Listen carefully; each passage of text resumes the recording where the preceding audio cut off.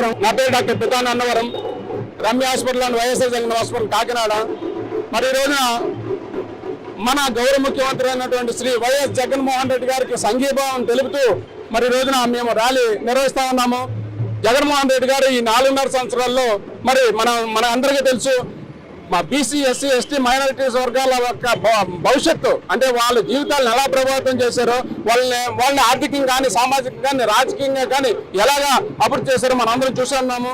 మరి 2024 సంవత్సరంలో కూడా మరి జగన్మోహన్ రెడ్డి గారిని అత్యంత మెజార్టీతో నెగ్గించి మరి ఇంకోసారి ఆయనకి ఛాన్స్ ఇచ్చే విధంగా మేము ఈ రోజున ర్యాలీ నిర్వహిస్తూ ఉన్నాము.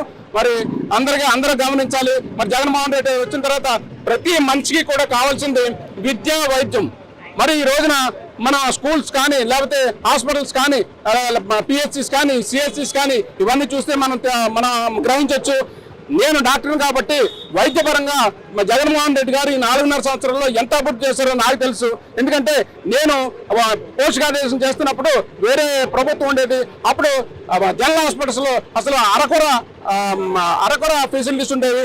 ఈ రోజున చూస్తే కనుక కార్పొరేట్ హాస్పిటల్స్లో ఏదైతే మోడ్యులర్ ఓటీస్ ఉంటాయో ఆ మోడ్యులర్ ఓటీస్ ఇప్పుడు జగన్మోహన్ రెడ్డి గారు జనరల్ హాస్పిటల్లో పెట్టడం జరిగింది. అదేవిధంగా పిహెచ్సిలో కానీ సిహెచ్సిలో కానీ మేము చదువుకున్న రోజుల్లో ఒక మందు ఉండేది కాదు, టెస్ట్కి ఒక కిట్ ఉండేది కాదు. అలాంటిది ఈ రోజున జగన్మోహన్ రెడ్డి గారు అత్యంత సంపద సృష్టించి ఆ సంపదని పేదవాడి ఆరోగ్యం కోసం ఆయన కన్వర్ట్ చేస్తూ ఉన్నారు.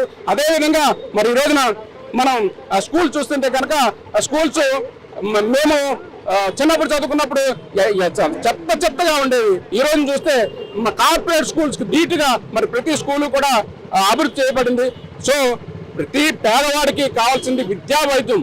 వీటిలో జగన్మోహన్ రెడ్డి గారు 100% మరి అభివృద్ధి సాధించారు. అదేవిధంగా మరి ప్రతి పేదవాడికి కావాల్సింది ఇల్లు. అలాంటి ఇల్లు ఇప్పటి వరకు కూడా ఏ ముఖ్యమంత్రి కూడా 30 లక్షలు ఇల్లు ఇచ్చిన దాఖలాలు మరి మన జగన్మోహన్ రెడ్డి గారు అయితే 30 లక్షలు ఇల్లు ఇవ్వటమే కాదు, అది వాళ్ళ పేరుని రిజిస్ట్రేషన్ చేయడం ఒకటే కాదు, మరి వాళ్ళు ఆ ఇల్లు కట్టుకోవడానికి ఆర్థిక సహాయం చేయడం, ఇట్లా చెప్పుకుంటా పోతే మరి జగన్మోహన్ రెడ్డి గారు చాలా రకంగా మరి మన రాష్ట్రం అభివృద్ధి చేయడం జరిగింది.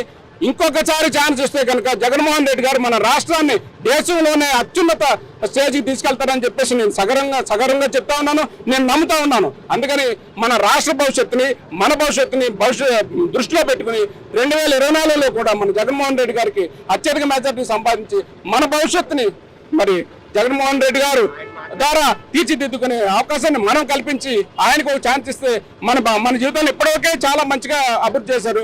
ఇక ముందు కూడా ఆయనకి ఇంకో ఛాన్స్ ఇస్తే ఇంకా అభివృద్ధి చేస్తారని నమ్మకంతో మరి 2024లో కూడా సీఎం గారిని అత్యధిక మెజార్టీతో నెగ్గించాలని కోరుకుంటున్నాను.